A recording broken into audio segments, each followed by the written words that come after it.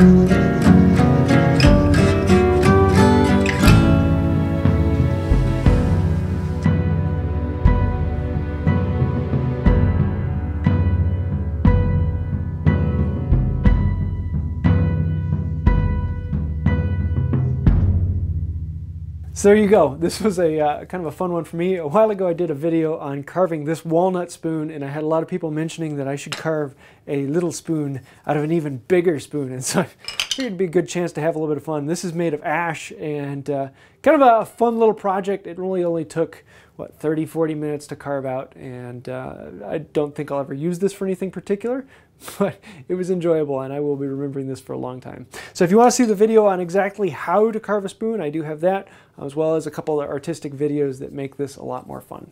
So I hope you'll like this. It's been a kind of an enjoyable little video. If you do like this format, please let me know in the comments below. I'd love to hear that. And that's about it for today. Until next time, have a wonderful day.